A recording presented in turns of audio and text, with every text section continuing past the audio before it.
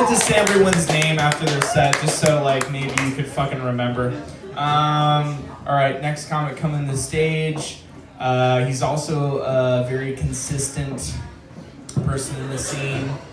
Always well dressed. I mean, he makes me feel so slobby, but fuck yeah, give it up for George Wagner.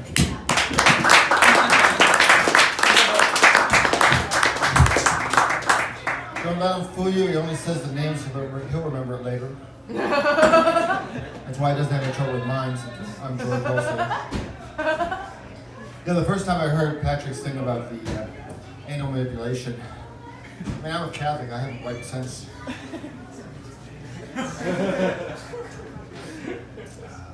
So I do a lot of driving with my work, and when I was in driver's ed, they taught us these rules that we're supposed to follow. And I found that if you follow these rules, nothing fucking works. You know, they say, 1 car length per 10 miles. You put more than 1 car length between you and the car in front of you, someone pulls in there. So pretty soon you're going backwards. And the turn signal.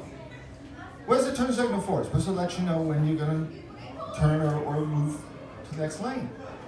That's what they do it for. It's either they put the turn signal on after they've made the switch over to say, hey, I just fucking took a turn here. Or it's the gauntlet. They throw down the gauntlet, I'm going to turn, and the other person, no, you're fucking not. And then it's to say, whose car is the nicest? The nicest car is going to back off. But I was driving just the other day, and the car in front of me, the light above the license plate was flickering. So in my head, I'm thinking, is it a faulty bulb? Is there somebody in the trunk trying to send me a Morse code? I wish I knew Morse code. Not as much as he wishes I knew Morse code. But also when I was driving, I saw this building that had a sign on it that said custom framing. So I stopped in. The detail of their work was phenomenal. I mean, their frames were absolutely perfect. When I walked out of there, my boss was doing 20 years for a crime he did not commit. So how many people are familiar with the homeowners associations? Those people have way too much time on their hands. And that was really shown to me when I drove into one of my clients' areas where they live, and the speed limit was 22 miles. It's like 22, not 20, not 25, but 22. And you know that they spent an afternoon debating 20 or 25. No, it should be 20. No, 25. Okay, let's split it. We'll do 22 and a half. You can't do a fucking half. It'll be 22 or 23. So, they spent all afternoon on that side. 22 miles. Really?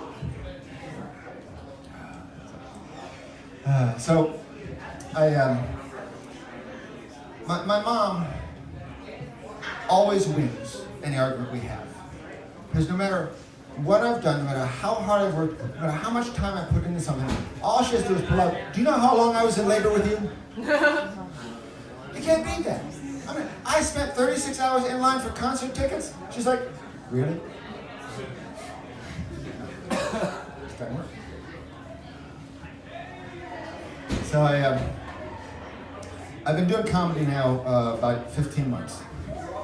And I found that comedy is filled with bald jokes, racial insensitivity, family dysfunction, what I did when I drank too much, what I did when I smoked weed or took drugs. And I don't drink.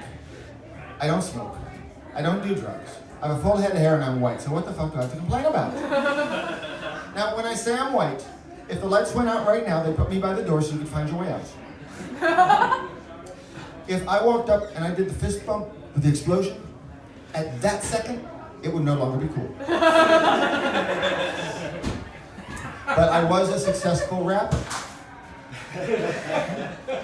Of course, that involved a table at the mall around Christmas time. I did actually get to see the filming of a rap video. A friend of mine was a promoter and invited me to go see this rap video we made. So we arrived at this abandoned warehouse where they were filming it about 2 a.m. I was dressed, kind of like I am now, dress slacks, dress shirt. The artist walked over to my promoter friend and said, "Who's the narc?" Now think about this. I would have to be the absolute worst narc in the world to come to a rap video dressed like this. And not even a leather jacket. Come on, really? But then I thought about it. Now, wait a minute. Maybe I'm the best narc in the world, because who would think that I was actually a narc?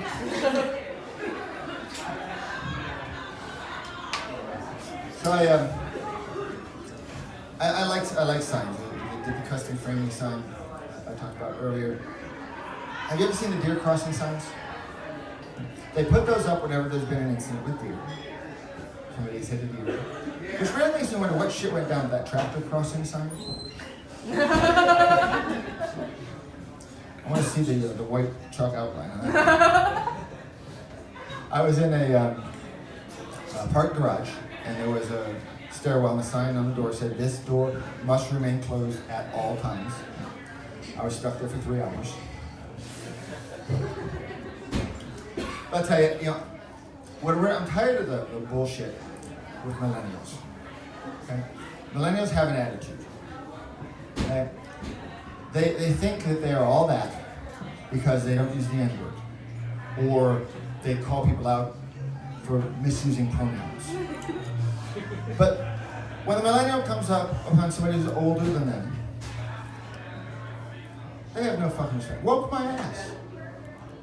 When they see me, that woke ass went back to sleep.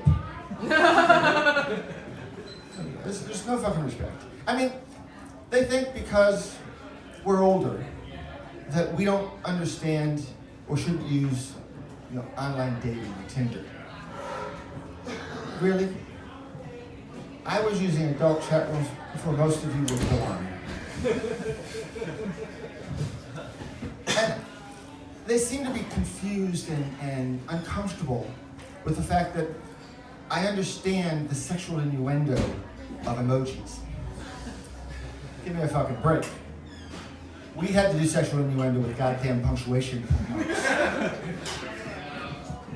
And whenever they're talking about blowjobs around us, they're like, "Oh, gross, we can't talk about it."